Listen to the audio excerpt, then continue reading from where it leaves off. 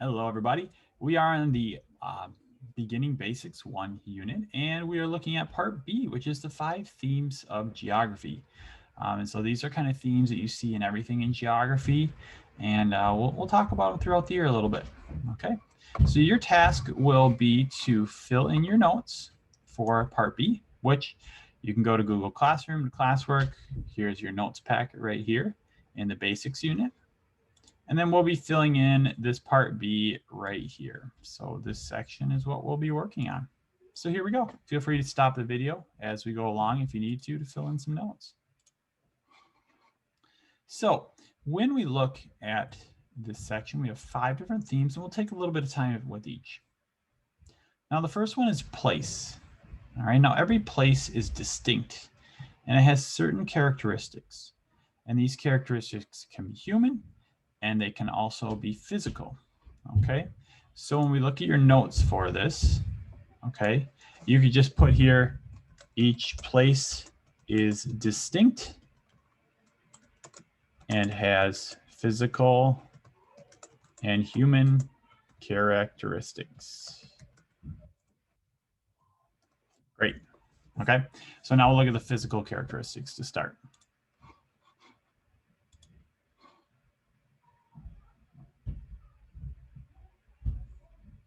So if you think about Wisconsin and California, we obviously have different physical characteristics. Our climates are different. They have higher elevations in different places. We have freshwater lakes. They have a saltwater ocean. A lot of differences in physical characteristics. Human characteristics are very different too, in terms of the dialect that we speak with, the things that we're interested in, all those kind of things. So we're going to look at the comparison between those two states. So physical characteristics can include the following. You can put these in your notes.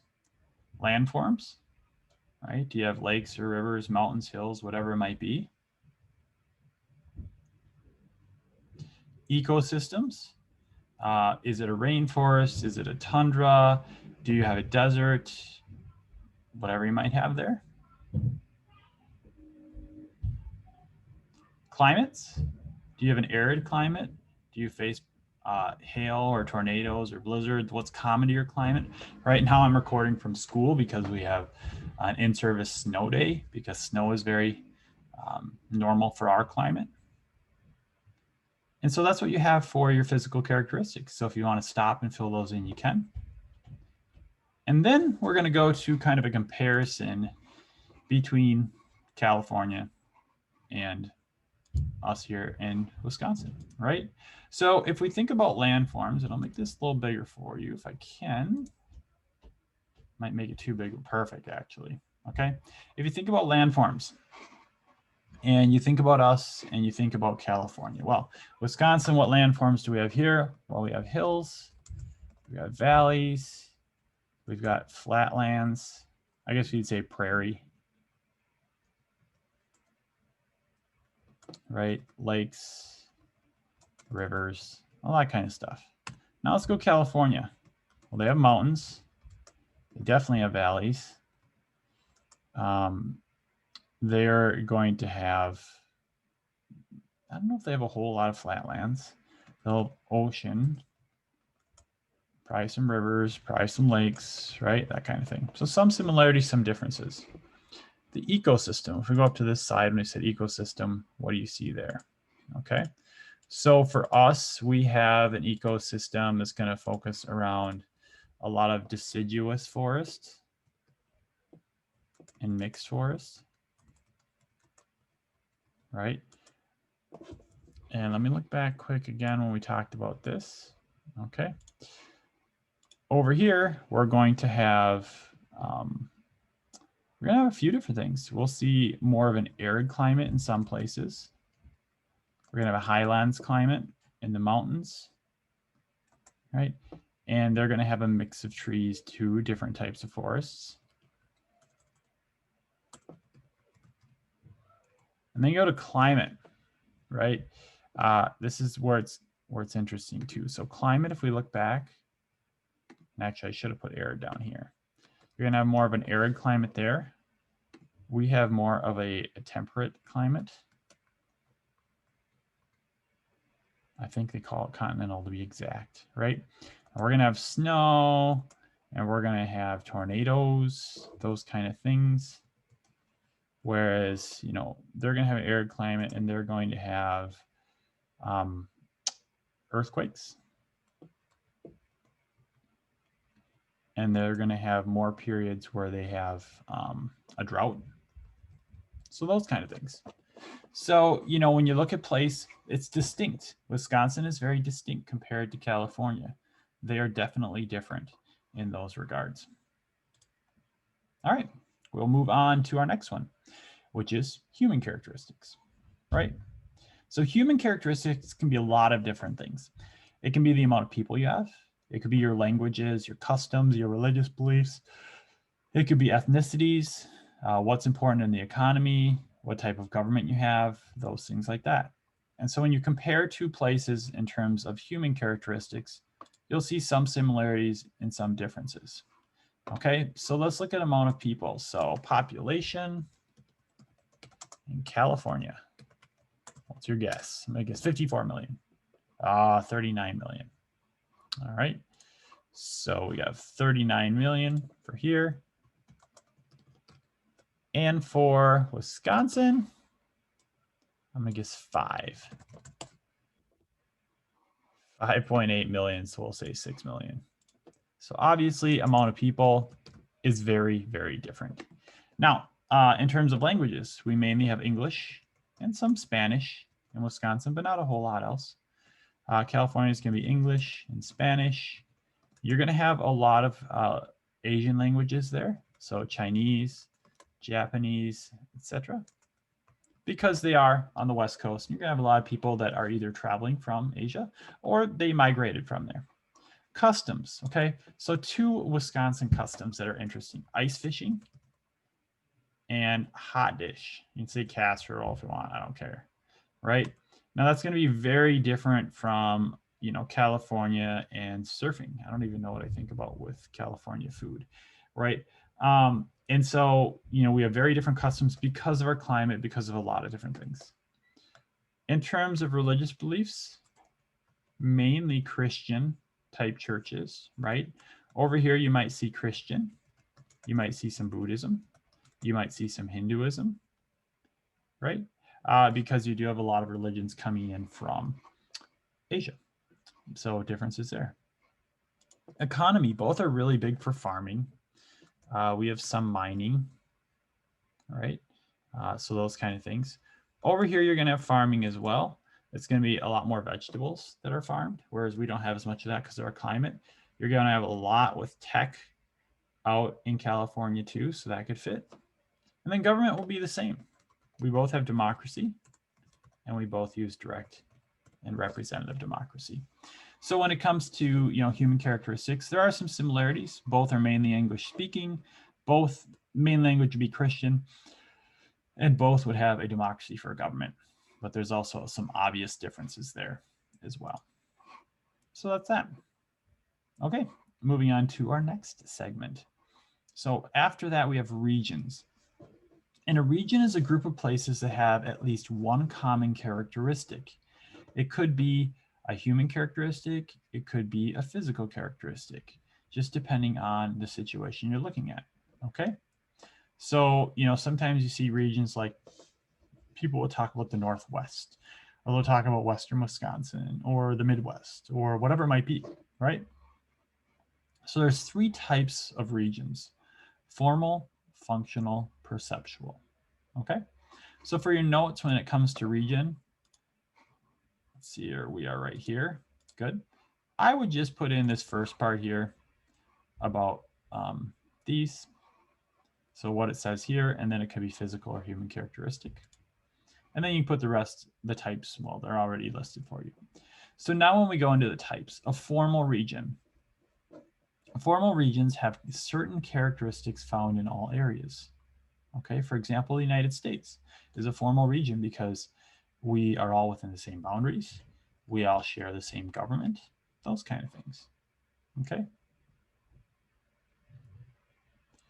It could be a lot of things that create a formal region. You could have a formal region map that shows areas that are large potato producers, or areas where you have over 50 dairy farms per 100 square miles, whatever it might be. So you could have a lot of formal regions, and you kind of choose what you want to make that up. Maybe you have the same climate type or the same wildlife lives in that area. But whatever it is, you find the same characteristic throughout the entire area. So there you go. So, for your assignment, you're going to have to think about, okay, what formal region is Ellsworth a part of? Okay. If you're looking at a map, what type of maps would you say Ellsworth is definitely going to be on? So that's what you'll have to think about for formal regions. Next up are your functional regions. Now, functional regions made up by a center place and the surrounding places that affect it. So, for example, the Amazon drainage basin. If you look at a map and you have the Amazon in the middle, and then you're going to have all this rainforest around, right? So that's a functional region. Any local examples you can think of? Well, I'm going to give you one, okay? So you're going to have to think about examples for Ellsworth. So what is Ellsworth the center of? And people or other goods come into Ellsworth as a result of it. But I'm going to give you one with Wisconsin, okay? If you're thinking about this type, right? If we're talking about a functional region, okay, you can think about the Twin Cities, right? Okay, so the Twin Cities right here is going to be your functional center, and you have the whole metro area that revolves around it. And so because it has jobs, because it has businesses and place to go, entertainment, all that, your center is going to be St. Paul, Minneapolis, right? And the region around it, the Twin Cities here, will work as your outside region. Okay, so in class, I like to talk about suburbs, right? So functional regions. So which cities are suburbs of Minneapolis and St. Paul? And obviously we would get some like Woodbury, Oakdale, like Elmo would fit in there, Roseville, go over here to St. Louis Park, Edina. And so these are suburbs because this is the main city. And a lot of people want to live near there because of business and other things like that. So that's a functional region, okay? So on your assignment, you have to think about functional regions for Ellsworth. What are we the center of? Third, perceptual region. Now this is different. The other two are true. We know they're true, right? It's really hard to say that Oakdale is not a suburb of the Twin Cities, right? Because it's right there. However, perceptual regions can be a little bit different. These are formed from people's feelings and attitudes about an area, okay? So different people could feel differently about it. Now, when you're looking at the suburbs, it's easy to say a city right next to it is a suburb. But if we go back to our map, right, what is this farthest suburb from, farthest eastern suburb from the Twin Cities? Well, some people would say, well, Lakeland. Some might say Lake Elmo. But is Hudson a suburb? Right? Some might say yes. Some might say River Falls is a suburb. I don't agree with that. But again, this perception is perceived, and so people have different views on what it is. So suburbs fit in that category. One thing I like to talk about with perceptual regions is I talk to students about, okay, which states do you feel are part of the Midwest? And most will say Wisconsin and Minnesota and Iowa and North and South Dakota. But then you get down to Nebraska. Is that part of the Midwest? Is Kansas? Is Oklahoma? Missouri? And some will say yes and some will say no. A perceived region differs based on different opinions, right? So when you think about Ellsworth, what would be a perceptual map that we're a part of? When people think about Ellsworth, what do they say? Oh, this fits with this category, right? Okay. Another perceptual match that would work, or map that would work real easily, would be which towns make up Western Wisconsin, right? We think of towns around us, but realistically, if we look at Wisconsin, okay, I think of Ellsworth as being part of Western Wisconsin. I think most people would, right? But what about Main Rock, Pepin, Alma? Is La Crosse part of Western Wisconsin? On a map, it normally is, but people don't normally say it is. Very few people would say Danbury is Western Wisconsin, right? So it's perceived. What are your perceptions? Okay. So next we move on from that to movement. So when we look at movement, we're talking about movement within a place or between different places. Okay. So movement could be like, what types of movement do you see within your city? So in Ellsworth, we'd say, well, people move mainly by car or truck or whatever it might be, sometimes four-wheelers or snowmobiles. Whereas if we went to the Twin Cities, movement would probably be through, you know, maybe their light rail, something like that. If you go to New York, it might be movement is largely through their subway system, so it differs. But it's also movement in terms of who's coming into an area and those kind of things. So which city do you feel changes more due to the movement of people through it? Milwaukee or Elmwood? Obviously, it's going to be Milwaukee, that people that move through all the time, right? Where Elmwood has a pretty set population that doesn't see a whole lot of shifts. So for movement, you need to think for your assignment, okay, Ellsworth. What groups have moved into Ellsworth? What types of people or ethnicities or whoever it might be? And it could be in the last 5 years, or it could be in the last 200 years. Next, we have human environment interaction.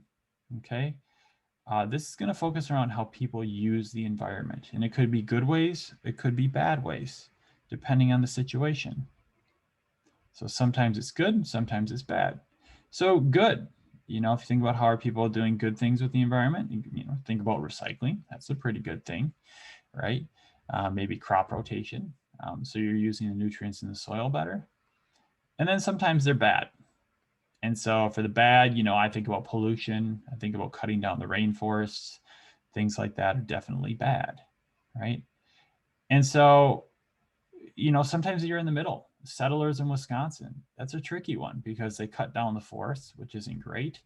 But they are using the land pretty resourcefully for food, which is a good thing. And so it's not a cut and dry with human environmental interaction. It's sometimes somewhere in the middle. So for your assignment for this, you're going to have to think about how do people in Ellsworth use the environment in good ways or in bad ways. All right, well, that covers it. We should have the notes for the part B. There'll be other videos for part C and part D as well that you can find. If you have any questions, as always, feel free to contact me, and I hope you have a great day. We'll talk to you later.